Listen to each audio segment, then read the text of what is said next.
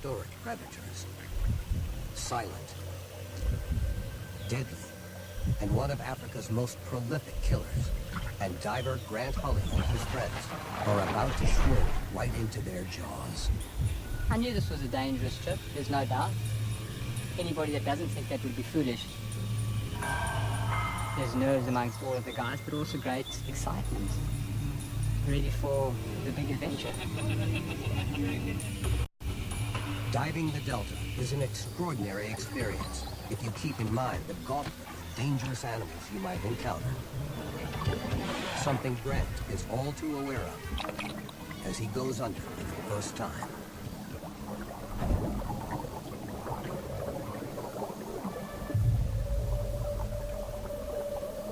Every now and again, you're looking, you're waiting to see something, you go into the little space, just keep pushing through, looking, seeing what we can find, nothing. Is there going to be something around this corner? Nothing. Somebody goes in front of you, it stirs up the silt, you don't know what's coming, you can't really see properly, heartbeat starts going. You would always try and make sure that somebody is close to you, you don't want to be out on your own.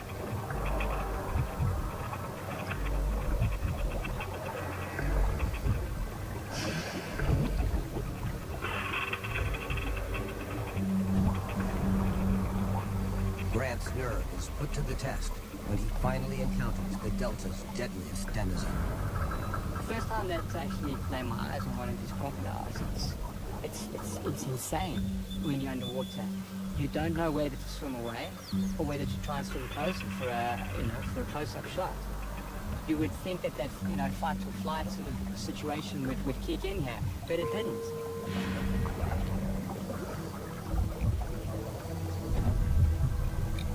But the price of this close encounter is about to get higher. We kind of thought, well, it's not so bad in the water with these crocodiles. Maybe they're not as bad as we thought they were going to be. Next minute we're here, it's like, big crocodile, big crocodile. I'm standing in the water, I can't see anything. It's just mud and debris everywhere. And then my ears, obviously, even through the wetsuit, I hear this muffled sound.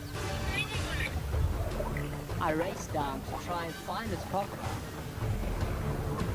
So now you've got a bit of a frenzy. Everyone's kicking up sand, trying to find this crocodile, trying to find it. Then next one, he comes into the left of frame. He is huge. I mean, it was the biggest crocodile that we had seen. And then I see legs. So somebody, I didn't know who it was at that stage, is standing up and drifting down into the crocodile. I turn, and this crocodile is right in my face.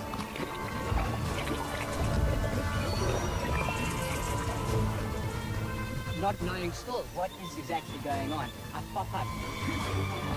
And then we see a lane, and he gets yanked down underwater. What do I do? The crocodile kept trying to put him down. Steve was there, holding this guy the whole time. I was thinking that Lane was going to die.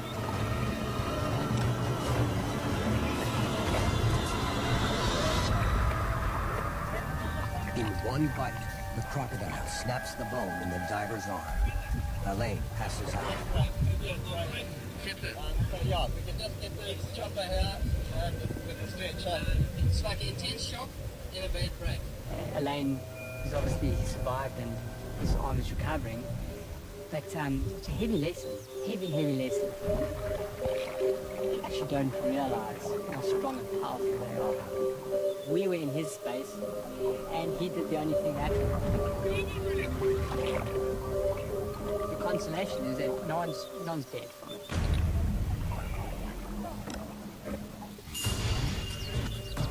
For Alaska's grizzlies, real estate is everything. Top territory ensures good eating, plenty of mates, and a big, happy family. So it's worth fighting for.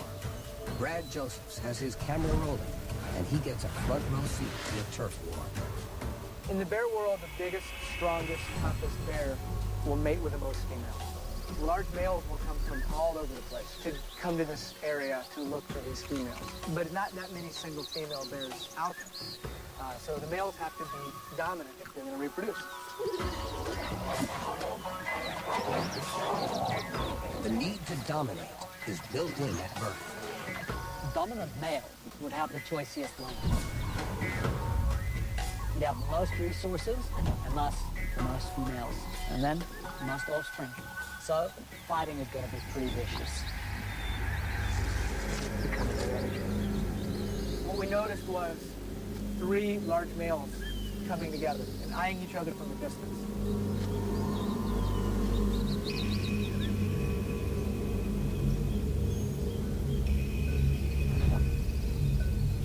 The bears urinate to stake their claim, a sure sign that things are about to get nasty.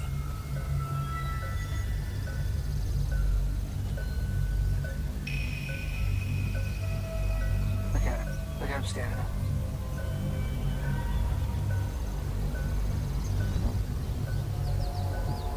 One of the larger males looked at the other 2, realized he wasn't going to stand a chance with either one, and disappeared.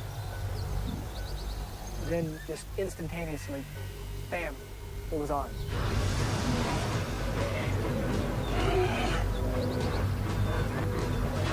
Very common to see bears play fight in this spot, but when they actually fight for real, it's incredible to see how fast and agile they really are. It's just awesome to see. It's like the battle of the titans, the level of anger, the level of aggression.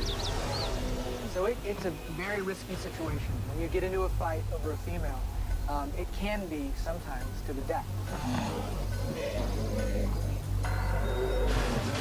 If a fight breaks out, it's normally very short in duration, and then standing up against each other, and then the submissive bear will land on the ground.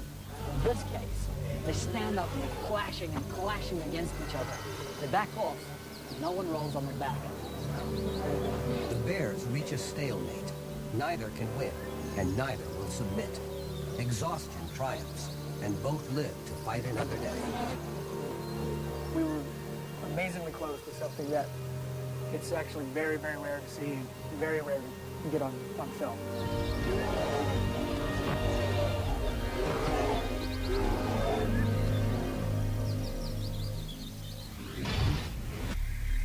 Cat versus bird. The age-old battle.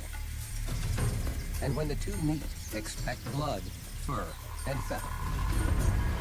This cat and owl should be hardwired to hunt each other, but they have grown up together and share the same unlikely father. His name is Jordy, and he's from Catalonia. If you ask him if he's a bird man or a cat man, he's stumped. He loves them both. Hebra came to us as a pet in the spring of 2010. He was only a month old when he arrived. He had no real feathers and was covered in fluffy down. Todavía no tenía ni su plumaje definitivo. Ya nació también en primavera. Foom was also born in the spring of 2010. They are the same age. They met when they were only a month old. Se conocieron al cabo de cuando contaban con un mes de vida. Like all siblings, Zebra and Foom compete for attention. At first, Jordy thought they would eventually catch on, that they're not cut from the same cloth. But that is not the case. Foom is only happy when he is with Hebra. Es cuando está con él.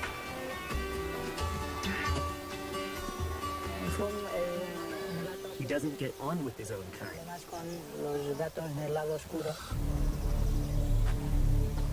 This all changes on the day that Jordy decides to give the owl his first flying lesson. Now, Foom discovers that he's vertically challenged. Life just isn't fair.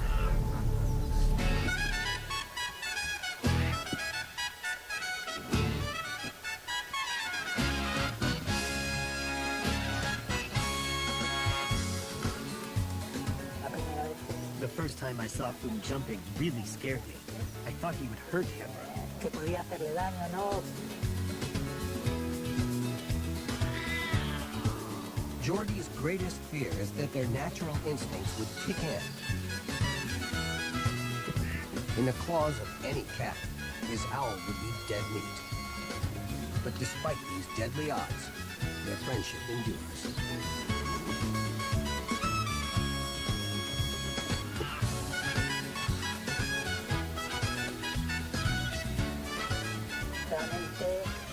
They're truly two faithful friends. I'm sure they love and miss each other when they can't be together. Se añoran cuando uno no puede estar al lado del otro.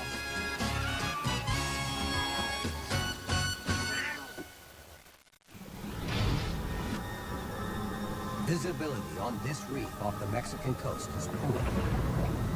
Two divers scan the depths for sharks. All of a sudden, two ferocious barracudas attack them from behind. Go down there a lot because the water is beautiful, warm, gin clear, lots of sea life. It's just a great environment for diving. When Paul gets to the reef, he notices a commotion. It's a feeding frenzy. The hapless prey is being ferociously attacked from all sides. But Paul is shocked when he sees that the victim is still alive. I put my camera into video to get the action. I thought the fish was dead. But this fish defies death. Despite missing a quarter of its body, this zombie fish just keeps on swimming. And all of a sudden, he kind of sprang to life. And at that moment, you forget about the life and death or the fish struggling. You're just intent on capturing this moment on camera. Somehow, the fish mob manages to miss every vital organ. The half-eaten victim clings to life by a thread, but not for long. Suddenly, the fish scattered. And all of a sudden, ow! Got hit by a giant barracuda. And this barracuda started twisting and twisting and twisting until he just tore the fish in half. Barracudas are voracious predators, and they rely on surprise tactics to ambush their prey. And all of a sudden, ow! A second barracuda comes right over my shoulder, takes the remaining half of the fish. Barracudas can reach speeds of up to 58 kilometers per hour. It's all over in a split second. We were like, oh, did you see that? Is that the most incredible thing you ever saw? You see the speed, you see the violence, you see the power of the attack. It wasn't materials. We're in Patagonia, land of mythical giants and sea monsters. This one has survived for millions of years, and it's on the hunt. Gil Argyle is a cameraman, and today he's in exactly the right place at the right time. Orcas are about to display their killer methods. First they came to the shore and they patrolled the beach and they studied the prey. The prey are helpless sea lion pups. They are alone on the beach. Their parents are out feeding. They put their heads above the water and they saw what's going on, and you could see that they're planning the attack, as if they were talking to each other. Gil holds his breath as the witless sea lions splash in the surf, oblivious to the danger lurking beyond the breakers. Out of nowhere, this massive black and white submarine just launched itself like that, grabs the pup, pulls it back in the water. And I think to myself, wow, this is unbelievable. These killer whales can weigh up to 5,400 kilograms and can be difficult to help when stranded, and they could die from overheating. It certainly is very risky behavior for orcas to do this, but you'll notice that they time their arrival with the wave, so they're essentially body surfing in and then going back with the water. Orcas hunt in packs. That's why they're also sometimes called the wolves of the ocean. Everything turned quiet.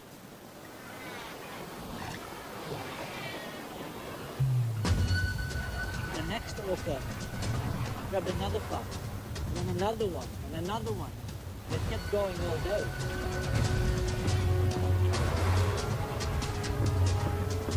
The whole colony is starting to scream, and you could see the other pups going crazy. The pups fall like lambs to the slaughter.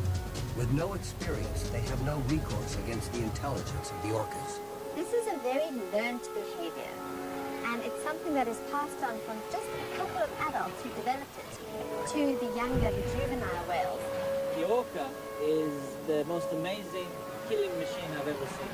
It's like a Ferrari of wildlife.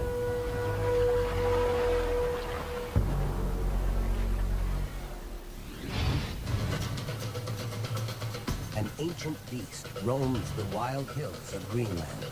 Enormous, powerful, unpredictable. Its horns can be deadly to its enemies.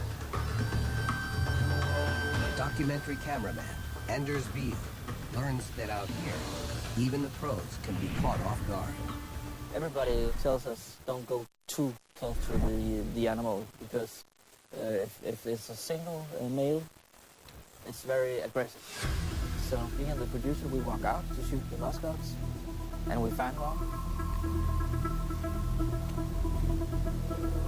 This muskox hanging out on its own is probably an older bull. Makes it a lot more dangerous than one of the younger ones that'd be hanging around the herd. It's just grassing, and it's very quiet.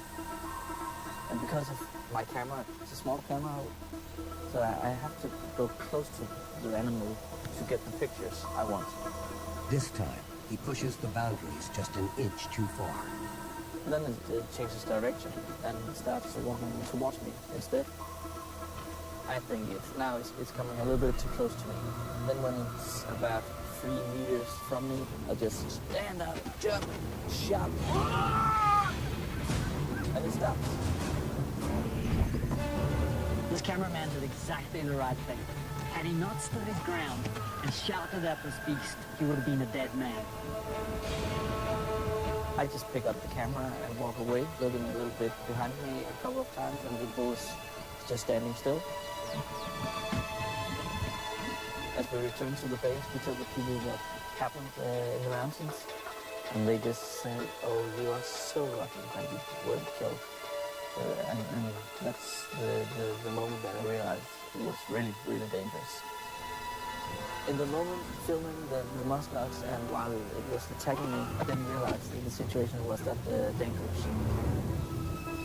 I could be dead.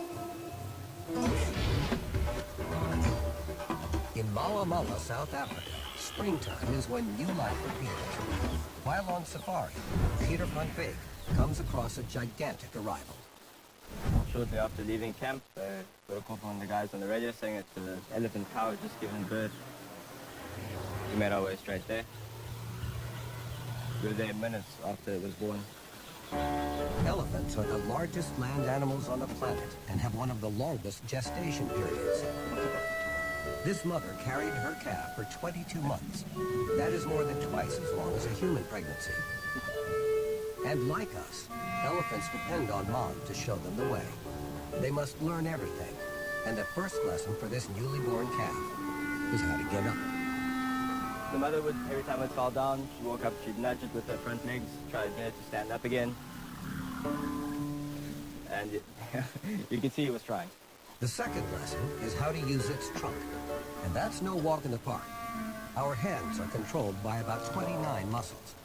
Elephants have about 100,000 muscles in their trunks.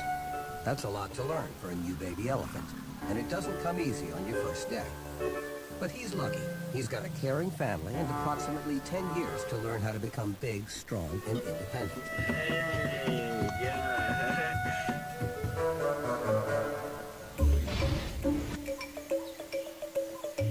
Being a grazer means you spend your days with your head down.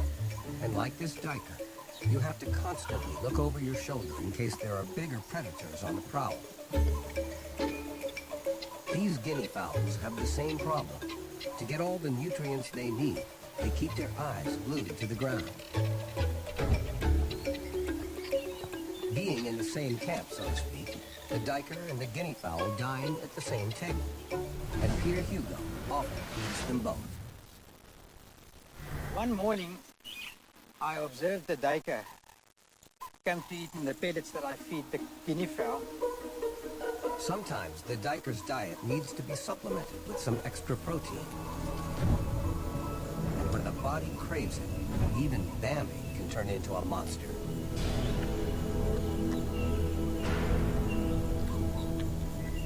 It's a gruesome scene to see, but I did know it was something special.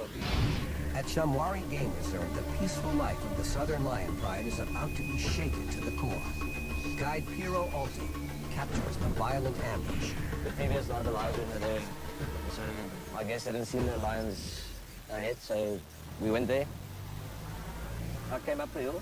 I was actually following fresh spoor, so I knew I was fairly close. I saw the southern male lion. At that stage, I thought it was only him just doing a patrol, but you could see the posture. He spotted something.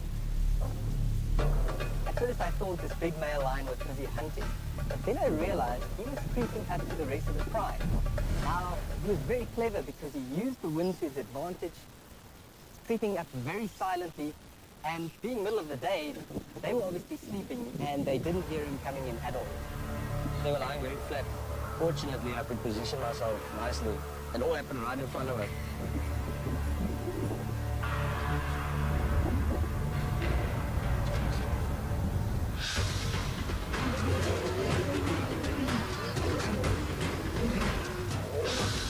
A young male, fast asleep in the grass, is caught totally off guard.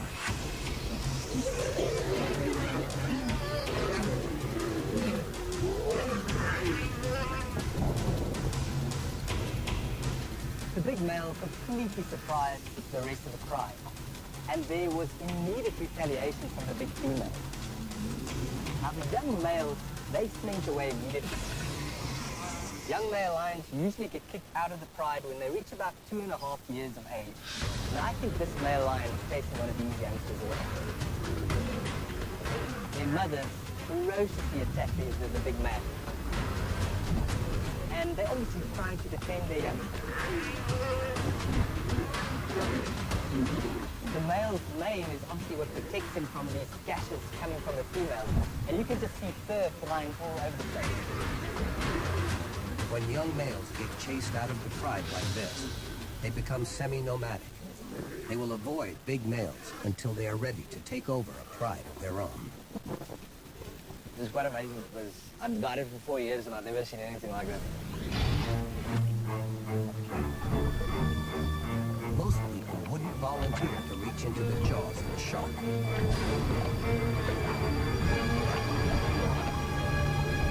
But in Port Elizabeth, South Africa, master diver Louis van Aert witnesses a distressing scene. We went down and I came across this juvenile ragged-tooth shark. The shark is grotesquely injured by a fishhook lodged deep in her head. We often find sharks and other fish like that with hooks in them, and it normally it festers out. This specific one kept on coming back to me and coming really, really close, like right up to the camera. But then I realized it's more serious when she came so close that I could actually see that this thing is completely embedded. She had the fishing line and the trace over her head, into her mouth, basically cutting this deep into the flesh. You know, so the flesh was all exposed. And you could see she was very thin. Her skin was completely wrinkled up, so you could see she's lost a lot of weight. She couldn't eat. The shark is trapped, but instead of fighting the line, she keeps calm and stays put. She wouldn't go away. It looked like she was trying to tell me something. Fortunately, Louis has backup. One of our dive instructors was close by. We signaled to him and he came over. Did put up a bit of a fight, but he managed to actually hold on to her because she was so weak. Sticking your hand into the mouth of a shark is not for the faint-hearted. This Raggy has razor-sharp teeth, and she can still put up a fight. The skipper fortunately had his little toolbox there and a pair of pliers. After some risky handiwork, they managed to remove the hook. But the ordeal may have pushed the dying shark too far. When we let her go, I actually thought that is that she's actually died. She was just going down, not even moving, just sinking down to the seabed. And I thought, did we do the right thing now? Did we help her, or did we actually kill her by stressing her out like that? It looks like Louis' help has come too late for the young shark.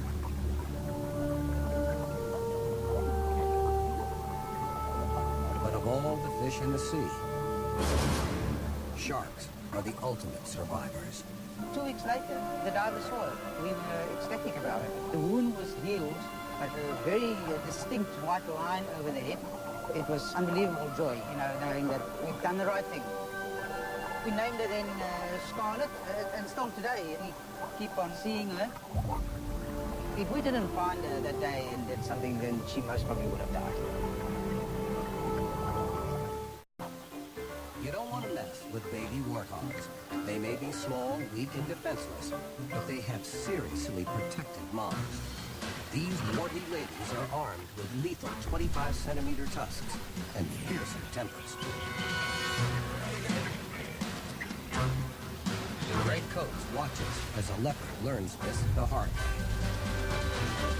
The male leopard had been staking out the warthog burrow since the evening before.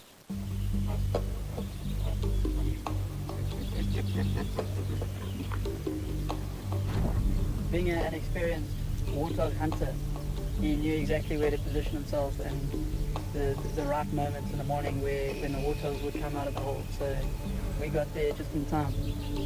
The leopard hides in the long grass. He doesn't move. The warthogs stick their heads out now and then, but they don't see this predator as he crouches on their doorstep. One of the young warthogs seemed to get a fright, just like a blur.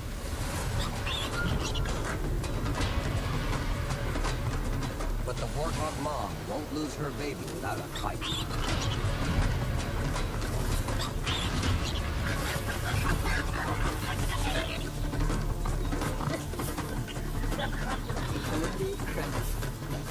And everybody in the vehicle was completely stunned. We weren't expecting her to do that.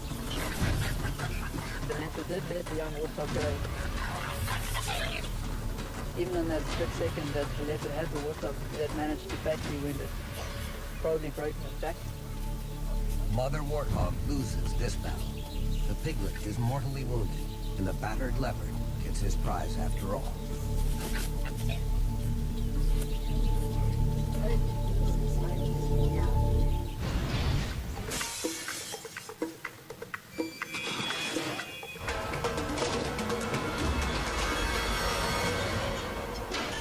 A rescued honey badger named Stoffel at South Africa's Maholohola Wildlife Rehabilitation Center has perfected the art of breaking out. No cage can hold this serial offender, and catching the fugitive is no small task. Stoffel started getting a reputation of being quite a formidable character to deal with. The people who were intent on catching him and putting him back risk getting bitten by Stoffel. Despite their best efforts at lockdown, this incredibly cunning badger repeatedly outwits his wardens. Honey badgers are built for climbing. They're incredibly light and powerful, and their sharp claws help them with grip. There's no more determined animal than a honey badger, I can assure you.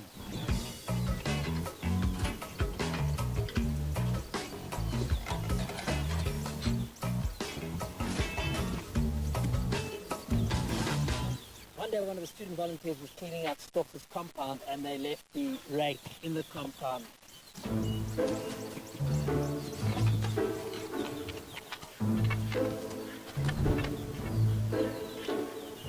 Tool use is a sign of higher intelligence. This badger is no ordinary animal. It's a criminal mastermind.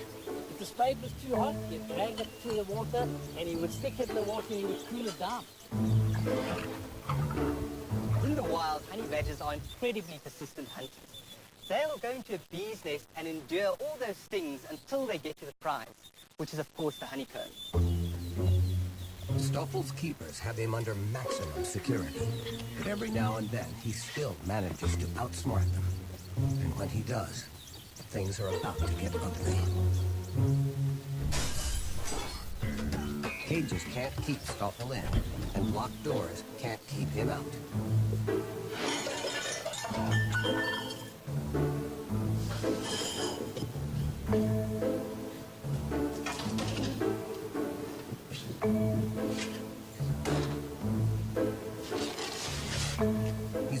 the grand prize. A payload of delicious, forbidden food.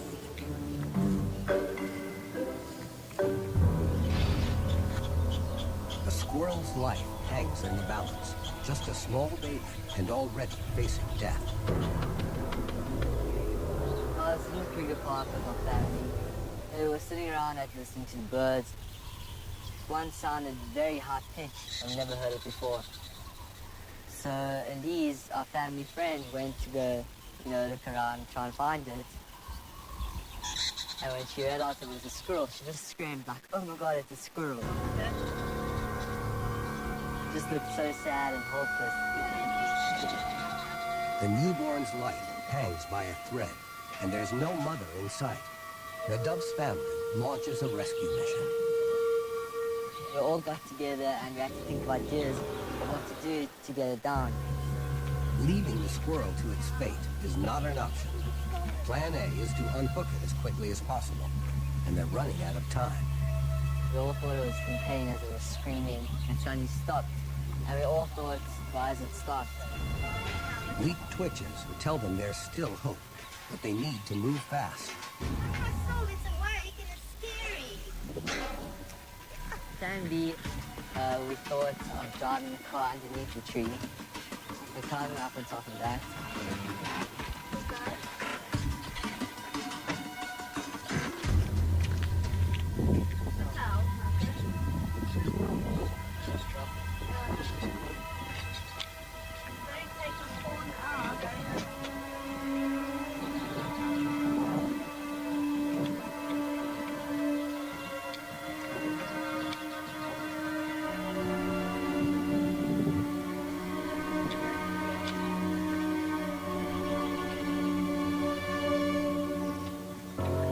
The squirrel and the dove's dad make it down to safety. The baby squirrel is quickly checked for injuries.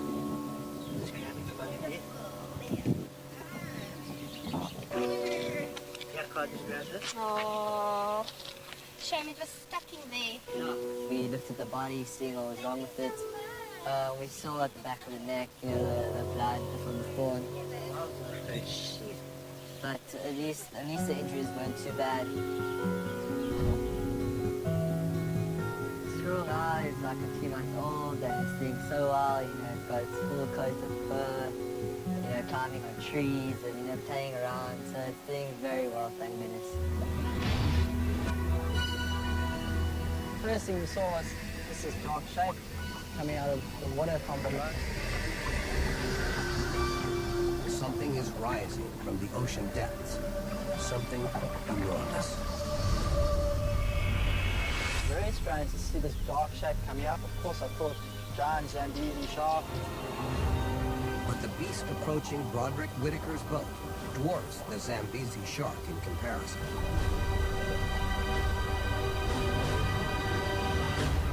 It's the ocean's largest shark. It could probably swallow a man. But this is no man-eater. Broderick recognizes the beast as a whale shark, a gentle, filter-feeding giant. He actually came right up to the boat to have a look, literally sort of bumped the back of the boat and have a look at us.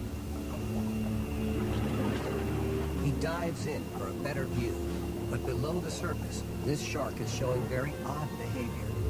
Whale sharks specialize in feeding on microscopic plankton, but this one is muscling in on a bait ball of fish.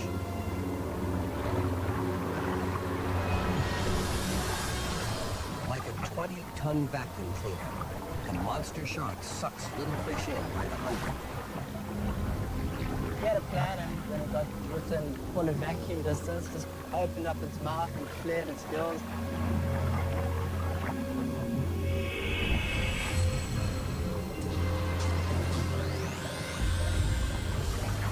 Just seeing a whale shark is a privilege, but this rare feeding behavior is a once-in-a-lifetime sighting. That's a little bit scary. I mean, if they can suck in a bait ball, they could probably suck you in by mistake too.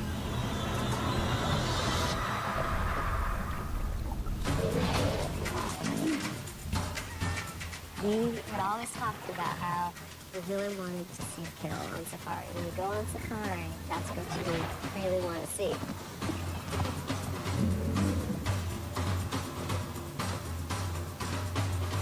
I was on safari in Kenya and the Masai Mara with my husband.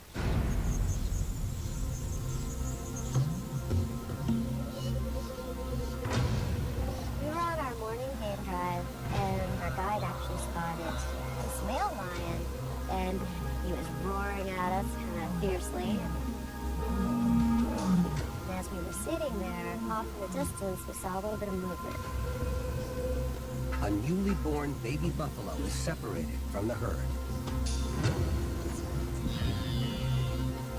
The calf struggled to get up a little bit, and then he started making a little noise. At this point, the lion gets up, and that's when he sees the calf.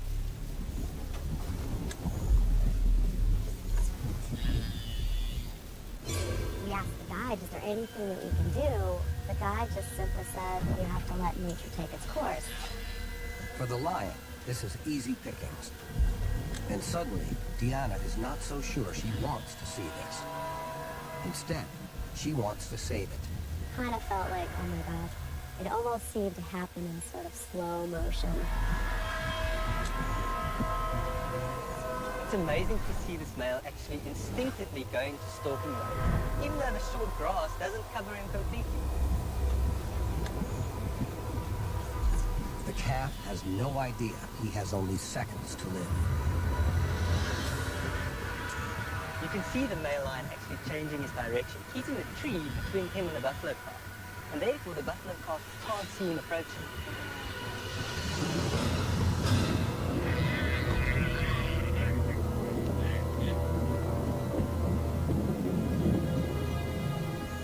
It was over so fast. I just teared up, and it was just so heartbreaking to actually see the kill. But as the guide pointed out, this poor little helpless animal was going to die of starvation, which was probably a slow and painful death.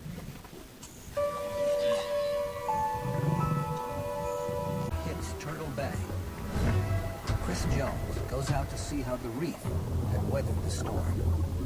I was surveying the broken coral, thinking about how long it would take to recover, and I noticed a sudden darting movement across the rubble, and it was two stingrays, one latched onto the other. Among the broken coral and devastation of the storm, something new and exciting is happening. And then the second male come in, and I thought there might be a bit of combat going on here, but it was quite a revelation to me to see that there was multiple suitors for the same female. The orgy proceeds at top speed over the reef. The female is being chased to the ends of the ocean by her two suitors. These guys were covering probably over 100-meter dash over the coral reef, and what was most interesting is that the female seemed to take it completely in her stride, as if this was something that she's been doing for years. Two males swimming around her and very close to her. She just kept on cruising along at roughly the same pace most of the time. Finally, one male flips, bites into his bride, and seals the deal. He got what he came for. Yep, first in, best rest. I guess that's to be expected with love bites.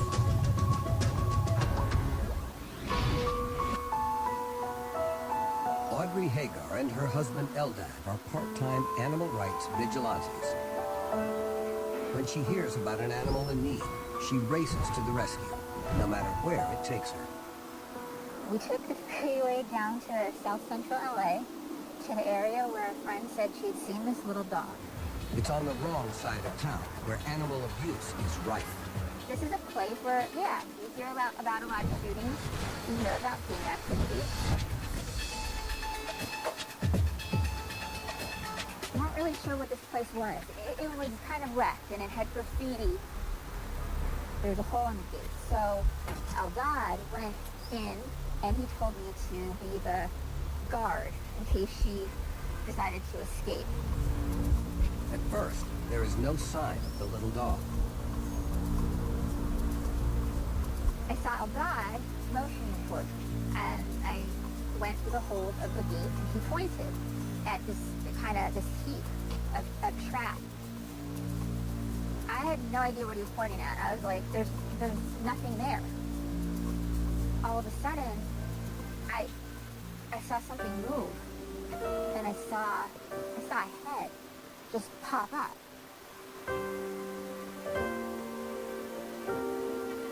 I was in shock. I didn't understand what I was seeing for a second. This dog is camouflaged in the trash. She didn't react. She didn't run. She just stayed there. That's when we realized she was blind. They could have done anything to her, and she was resigned to that fact. And there was this feeling of disgust because someone did this to this dog. We just felt that here's another one that's been, abandoned and left to die. And we were not going to let her die. With no obvious injuries, the first thing the canine needs is a bath, some food, and a name. I have this dog here who's so mad and filthy, and she's got, the fleas. It was unbelievable, the infestation. And I just thought of my little cousin who was really into Shrek and Princess Fiona, and she's the green blob, but she's also the princess. And I thought, girl, you're going to be looking good, and you're going to be living a good life. So, here's Princess Fiona. A shave and a shower work wonders, but only a vet can tell if Fiona is strong enough to survive. The ophthalmologist said, this dog is completely blind. And he said, well, is there anything that can be done? And he ran a lot of tests, and he said, one of her eyes is completely gone. I can't save it. The other one, I might be able to save it. We have a very short window of time, and it's going to cost a lot of money. And we thought, that's it. We're going to save that one eye, because the last thing we do. Audrey launches an online petition, and within days, people from all over the world donate $4,000 for Fiona's surgery. The cataract surgery was actually a very difficult surgery, but she came through, and we went to go pick her up the next day to see. The transformation is miraculous. From a blind, flea-infested throwaway, Fiona is now a clean and very happy little dog. I brought her home, and we fed her, and she saw the food, and she could take it, and she was like full of exuberance. This dog now was running and jumping, and this is an old dog. This is a 12-year-old dog acting like a puppy. It's awesome. Soon enough, Fiona found a home in Laguna with Chris and Michelle Gentry, where she's enjoying her golden years, free from pain, hunger, or fear.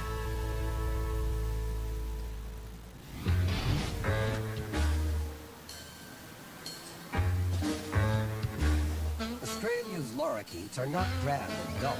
They're full technicolor and scream, look at me, I'm gorgeous.